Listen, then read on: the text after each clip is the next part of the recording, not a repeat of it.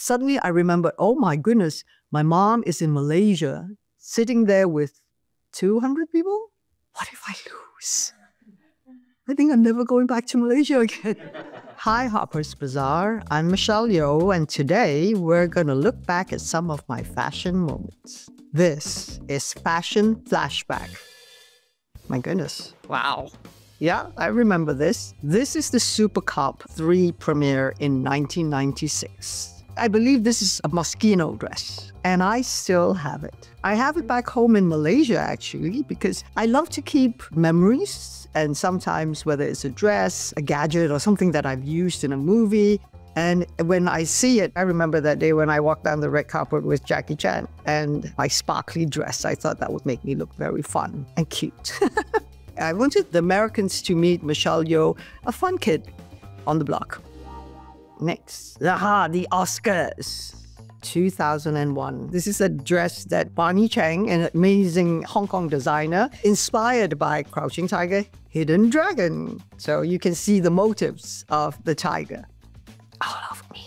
I remember when I first put it on, I thought, oh my God, this is heavy, because it was completely beaded and hand sewn, all of those crystals. But, you know, you're like walking on air because you're at the Oscars. We both wanted it to be inspired by something that is very Asian, very Oriental, because that's where I'm from. And we're very proud of our silhouette. I think he did an amazing job of it being very elegant, sophisticated, and at the same time highlighted our culture. All right, this is the Crazy Rich Asians premiere in 2018. This is a beautiful, stunning dress from Armani Privé. I remember holding up the dress and going like, nobody can fit into that because it's just so tiny, and lo and behold, I did. I just love the way they have the colors, and it was for Crazy Rich Asians. It needed something very glamorous, so we decked out. The hair, now when I look back at it, I'm going, maybe that's not one of my favorite looks, but you know, at that time it did say crazy, right? So I thought, okay, fine. Let's do something a little bit crazy. And it happened to the hair. What's your favorite memory with the cast from this night? Trying not to get too drunk.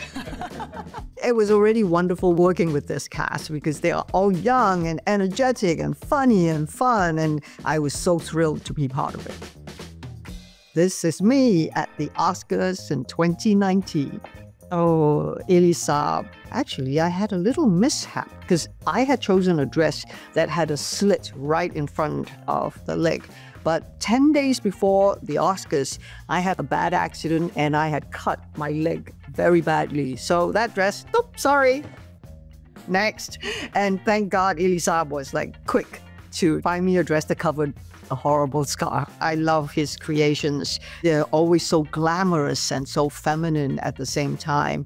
He's very into very intricate embroidery, embellishments, and I think it went really perfectly with my Roger Vivier clutch bag and also my Richard Mille watch. Watches are one of my favorite things. I've been a collector of watches for a very long time. I think it started because my grandfather left a watch to my dad, and somehow it got into my custody.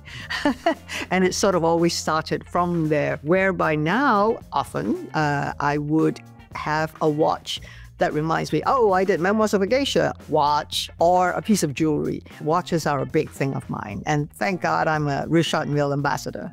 That helps. Wait till you see the Oscar watch. Okay, so this is 2022 at the Met Gala in New York, an anthology of fashion designed by the amazing Prabal. I wanted green. I don't know why. I told him I wanted a green dress, and I left him to be creative. I said, I have pretty broad shoulders, so you could highlight on that. And this was what he came up with. The long train is something that's very striking. I thought it was pretty spectacular. And also that necklace that went with it is all, you know, put together by Prabal and his friends.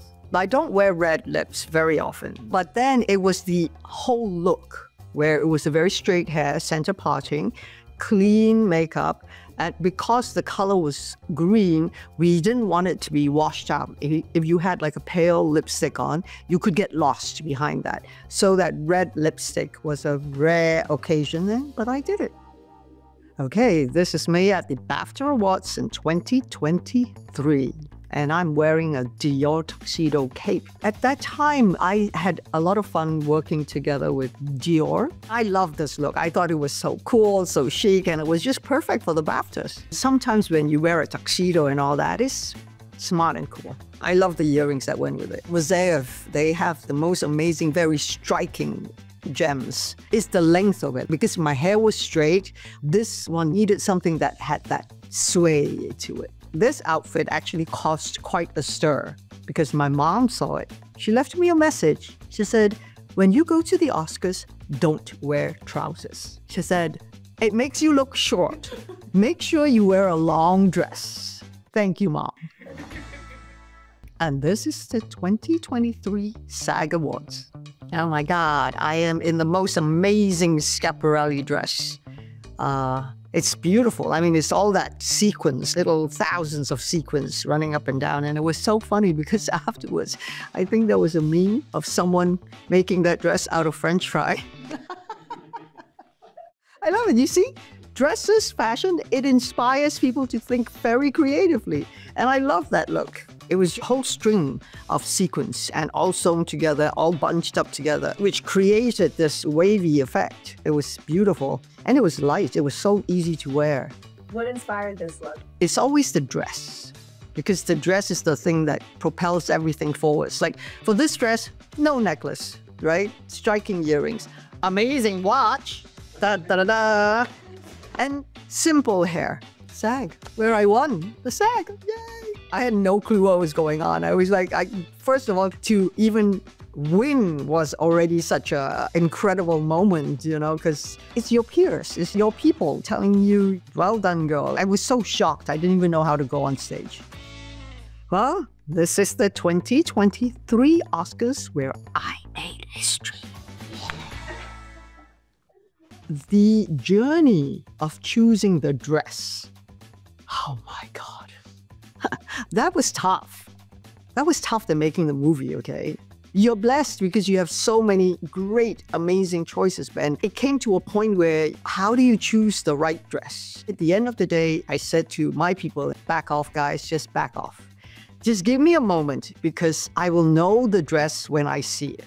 It's like suddenly you have a treasure trove of gems, you know, like diamonds, sapphires, and emeralds, and rubies, and which is the best. And I remember the first time when I saw this dress, and I felt, this is what I want to feel like. Because I am walking on cloud 9, and that dress looks like a cloud.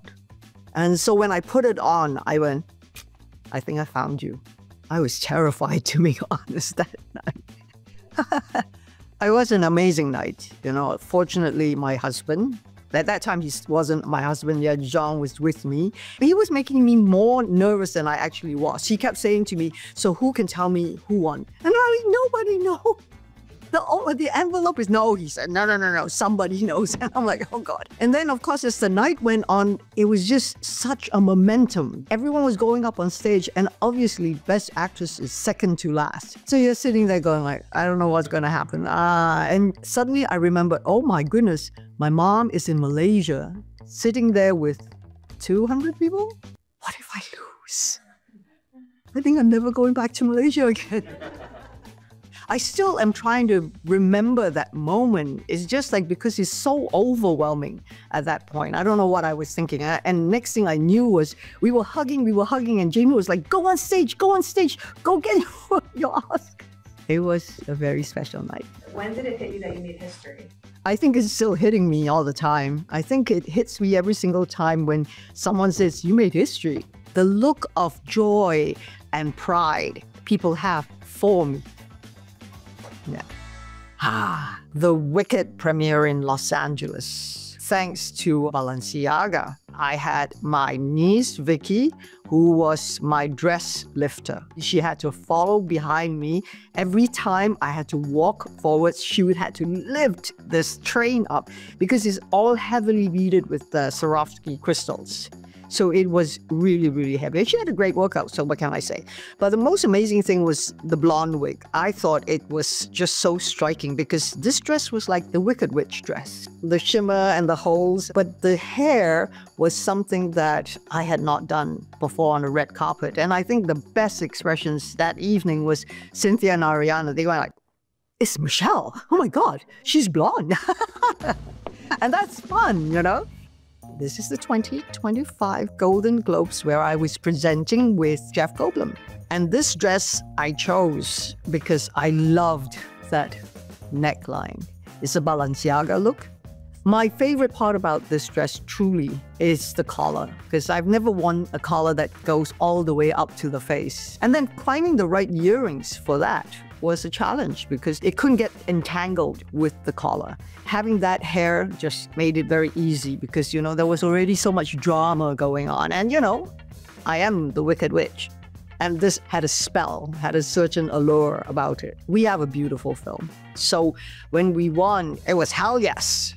So much love and energy has been poured into it, and the talent that you can see, thank you. Thank you for recognizing that. Well, thank you for watching. I had so much fun doing this. And don't forget to watch Star Trek Section 31 on Paramount Plus.